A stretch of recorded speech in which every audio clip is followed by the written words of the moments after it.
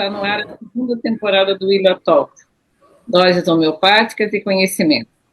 E para essa nova temporada nós vamos trazer o que suscitou interesse no 7º Simpósio Willa, que teve como título Homeopatia SUS, Cenário Atual e Futuro. E para isso nós vamos trazer a Silvia França, que esteve presente conosco no simpósio, e vai trazer o que acontece na prática e principalmente o que precisa mudar para que o atendimento homeopático na saúde pública seja efetivo e possa ter os resultados acompanhados e mensurados com base nas experiências compartilhadas durante o simpósio.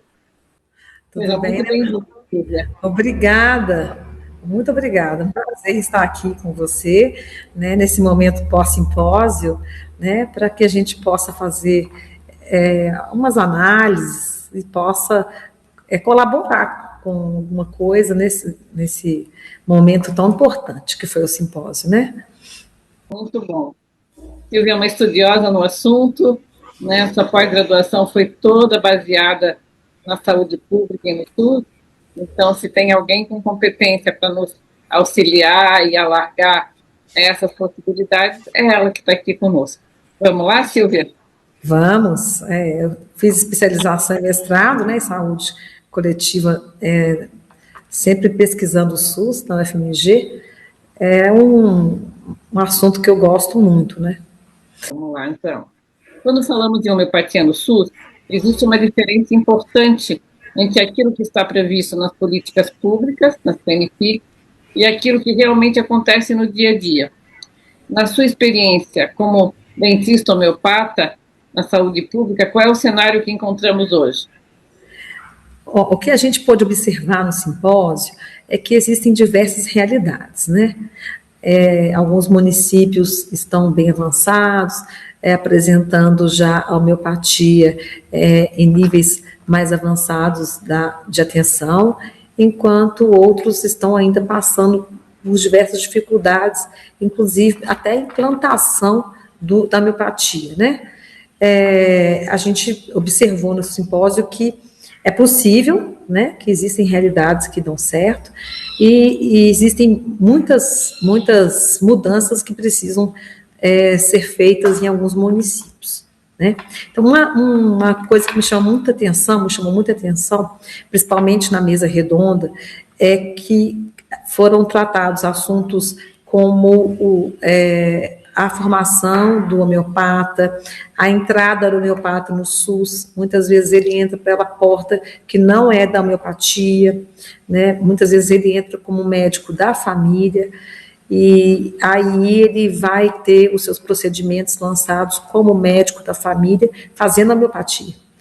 E aí o sistema de saúde informatizado do SUS, ele não reconhece aquela produção, né, aqueles atendimentos que foram realizados pelo médico. Então, existe um buraco ali, um vazio entre o que é produzido e o que é registrado, né? Então, a forma de entrada, ela tem que melhorar, né? O concurso deve ser feito para o médico homeopata, para ele entrar, ser registrado como médico homeopata, e para isso é importante que ele seja formado em homeopatia. Quando ele faz a especialização, que ele procure fazer a prova de registro do título, né? Inclusive está aberto para esse ano já estão abertas as inscrições, né, para obtenção do título, no caso da medicina. Inclusive o ILA tem um curso preparatório, como curso de especialização, também tem um curso preparatório para a prova de título, né? E o concurso deveria ser feito para o médico homeopata. Então, ele deveria entrar como médico homeopata, já ter o registro de médico homeopata no sistema informatizado, e assim, todas as vezes que ele fizer o atendimento dele à homeopatia, os códigos lançados fossem reconhecidos. Então, existe essa defasagem, né? Então, às vezes ele faz a homeopatia, ele lança o procedimento de homeopatia, mas aquilo não é contabilizado, porque ele não está registrado como médico homeopata. Então, é uma lacuna que precisa ser preenchida dentro do sistema informatizado, dentro do registro do médico homeopata no SUS. Então, o registro correto do médico, como médico homeopata, né, o concurso para médico homeopata, e aí vem a outra questão, que é o sistema informatizado. Então, lançar corretamente os códigos, lançar corretamente no local correto também, né, para que esse dado venha contribuir para a gente enxergar a homeopatia no SUS, como um todo, né, o que tem realmente sido feito. Então, muitas informações a gente perde, isso não tem como observar, falar que a gente está observando o que realmente está acontecendo, porque nem todas as informações, elas são consideradas. Então, diante disso, Silvia, se queremos ampliar a presença da homeopatia no SUS, precisamos também demonstrar que ela funciona dentro da realidade da saúde pública nacional. Como o trabalho do homeopata pode ser registrado, acompanhado e mensurado para gerar evidência sobre os resultados do tratamento? Eu acho que a gente tem que partir, sim, desse ponto. A gente, às vezes, se preocupa em plantar onde não tem homeopatia, mas e registrar o que tem? Registrar o que tem é o mais importante. Primeiro, a gente tem que conhecer o que nós temos, né? E para conhecer o que nós temos, a gente tem que passar por todos os passos corretos do sistema informatizado, né? Então, a gente tem que enxergar como o SUS como a homeopatia tem sido ofertada no SUS corretamente, né? Então, às vezes a gente fica preocupado, mas quantos municípios tem homeopata? Quantos procedimentos são ofertados? É baixo o número de municípios, é pequeno o número de municípios que estão registrando, que têm homeopatia. Na verdade, a gente não conhece. Da forma que tem sido feito hoje, nós não conhecemos. Os dados que estão disponíveis, eles não retratam o que está acontecendo. Então, a primeira coisa que a gente precisa fazer é conhecer. E para conhecer, o que é necessário? Quem está no SUS hoje está dentro do sistema. Né? Então, tem que estar registrado corretamente no sistema, tem que estar lançando corretamente os dados no sistema, para a gente conhecer o que há de verdade no SUS, e aí sim, a gente partir para uma ampliação da oferta da homeopatia no SUS. Né? Então, primeiro é conhecer, e conhecer tem que ser a partir dos dados. Né? Então, a gente vive hoje com um conhecimento que não é o que não corresponde à realidade. Né? Então, a gente percebeu a lacuna, né, desde o concurso, que não é feito para o médico homeopata, muitas vezes ele entra como médico da saúde da família, começa a fazer homeopatia, aí aquele dado que ele lança ali, aquele código que ele coloca de atendimento, não é utilizado, são vários códigos relacionados com homeopatia, tem a consulta de continuidade, tem o atendimento especializado, né, no hospital, tem a internação, são várias portas de entrada, e cada um tem o seu código. Então, a gente precisa de respeitar o que já existe. Né? Então, as normas já existem, o sistema informatizado já existe, mas a gente precisa de respeitar e registrar conforme ele já prevê, né? Como já está previsto. Silvia, o que eu vou perguntar para você agora, você já trouxe algumas considerações, só que pela importância, vamos aprofundar um pouquinho, tá? Então, para o médico que deseja começar a atuar com homeopatia, especialmente no serviço público, por que uma formação especializada é tão importante? Né? E o que um curso de especialização oferece que não pode ser substituído por cursos livres ou por um conhecimento superficial da área?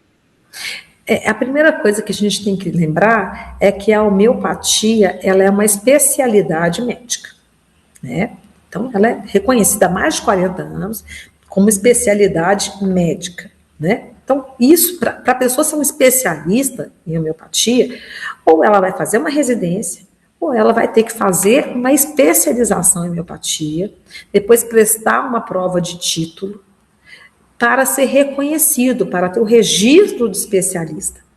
E somente com esse registro, ela poderá ser registrada também no sistema informatizado do SUS e ter os procedimentos reconhecidos. Então, a formação, começa tudo na formação, né? Nada substitui a formação, ou uma residência, ou uma especialização, o RQE, que é obtido através da prova de título, né? Inclusive o ILA tem tanto a formação do especialista, quanto a preparação para a prova de título, e então é necessário que todas as etapas sejam realizadas, né? Até a obtenção do registro do especialista. Aí, a gente tem que ter o concurso para o médico especialista em homeopatia no SUS. Essa deve ser a porta de entrada do médico homeopata. No caso das outras especialidades, como odontologia, a farmácia e outras áreas que não precisam do registro, é necessário apenas a pessoa fazer uma especialização, ela precisa de fazer a especialização e registrar no seu conselho. Né? Agora, no caso do médico e do médico veterinário, é necessário fazer a prova de título. E aí, sim, vai fazer parte do SUS, fazer um concurso para médico homeopata, e aí para dentista homeopata, e começar a trabalhar já com seu registro correto, e aí toda a sua produtividade, tudo que for lançado, será possível de ser analisado. Poderá ser útil para que a gente entenda como a homeopatia, o cenário atual que a gente colocou, que é o tema que foi do nosso simpósio. Qual o cenário atual da homeopatia no SUS? Como que nós vamos saber se já tem um problema na entrada desse médico, né? Já tem um problema com o registro desse médico como especialista. Já tem um problema do registro desse médico na hora que ele faz uma prova para outra área que não é homeopatia e começa a lançar códigos de homeopatia no SUS. Então, tem vários problemas nessa contabilidade, nessa tomada de dados, né? Nessa análise dos dados. Então, os dados que a gente tem hoje, eles estão comprometidos, eles não refletem a realidade. Então, o cenário atual é esse. Então, a gente precisa modificar tudo isso. A universidade, na verdade, é a universalidade dos conhecimentos, né? É importante ter também na graduação conhecimento acerca disso, né? Tudo que ela possibilita, né? Pelo menos informar. Muitos médicos são formados a gente tem 20 anos da Política Nacional de Prática Integrativa, né? A homeopatia está no SUS há muito mais tempo, mas formalmente tem 20 anos a partir da portaria 971 de 2006.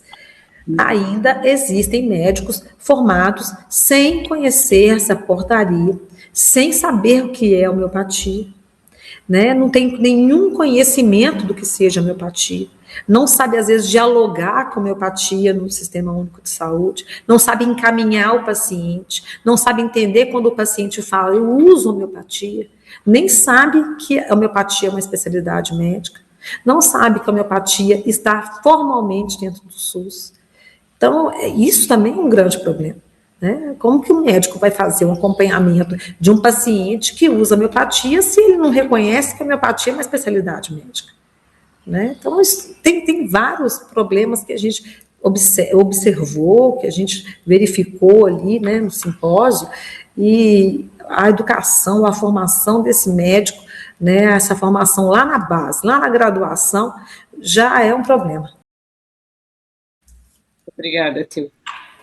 Se você pudesse dar um conselho para um médico que acredita na homeopatia, mas ainda não se sente preparado para começar a atuar, qual seria o primeiro passo que ele deveria dar hoje? Bom, primeiro, eu acho que tem que ter uma busca. Eu acho que desde a graduação, o aluno já deveria, já que é uma lei, é uma portaria de 20 anos. Então, o mínimo que o aluno poderia pedir na sua faculdade é que eles tivessem uma oportunidade, nem que seja através da matéria optativa, de conhecer. Ah, não tem aqui. Então, que tivesse uma oportunidade em algum lugar. de ir a algum lugar conhecer a homeopatia. Aonde funciona a homeopatia no SUS? Leva o aluno para conhecer. Às vezes tem no município vizinho, às vezes tem experiências que estão aí até gravadas em alguma plataforma. Então, dá o conhecimento para o aluno na graduação, né, para ele poder escolher, ser uma especialização que ele possa escolher, igual as outras especializações. Né? Segundo, ele procurar se tornar um especialista, né, ou através de uma residência, que a gente sabe que é mais difícil, são poucas vagas, ou através de uma especialização, né, e não só fazer a especialização, ir lá fazer mesmo a prova de título, obter o seu registro de qualificação de especialista. Né? E se ele gosta de trabalhar no SUS, a homeopatia, ela atende o SUS, ela atende o particular, então sempre vai ter campo para a atuação do médico especialista em homeopatia. Uma coisa que ficou bem marcada no simpósio foi a necessidade do cirurgião dentista, né, do farmacêutico, do médico, falando mais a nível do SUS, né, ter a informação na graduação. Né? Novamente, eu volto a falar nisso. Porque aí pode ter escolha, isso é bem importante.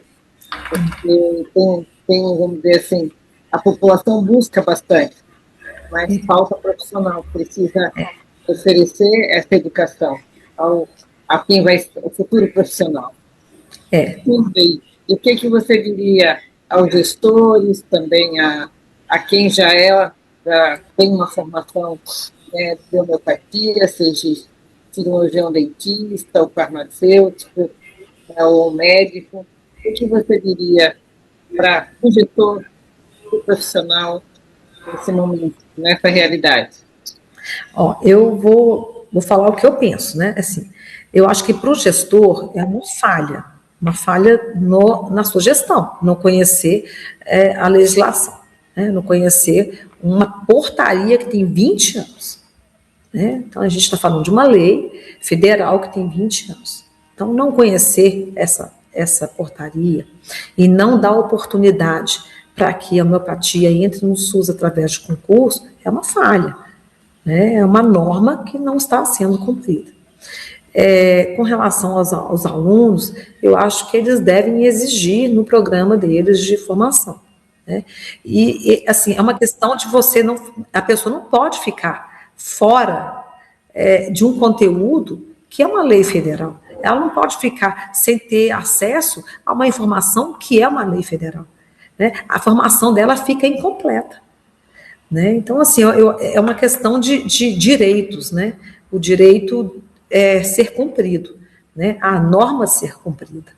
Então, eu acredito que entender o que está hoje disponível no SUS, o que existe no SUS, né? Pelo menos no SUS.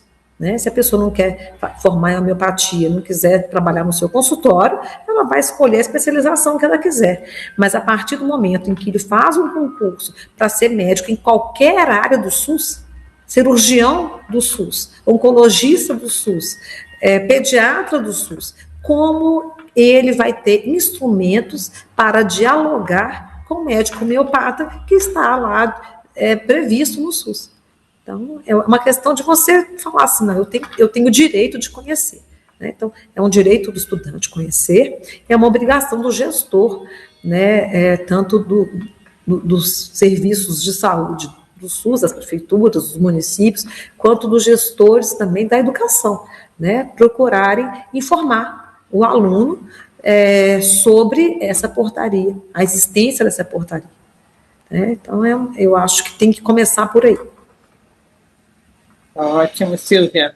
Muitíssimo obrigada. Né? Já largou mais, né, para poder ir para a prática. Né? Convidamos a quem, né, queira mais informação, também pode se comunicar conosco, né, pelo e-mail, aqui pelo YouTube, vai pelo contato também, né, e o WhatsApp do ILA, tudo isso está disponível aqui no fim, né? Finaliza para você. Né? É um prazer poder nos comunicar com você. Tá? Eu que agradeço a oportunidade e assim, nós do ILA estamos prontos, né, para atender qualquer questão. O que a gente não souber, a gente vai procurar, mas a gente não vai deixar a pessoa sem informação. Bom, então, Silvia, muito obrigada a todos, né? Convido você a assistir os podcasts que já estão ali anteriores e os próximos, aqui no canal do ILA. Um abraço fraterno. Um abraço, tudo de bom.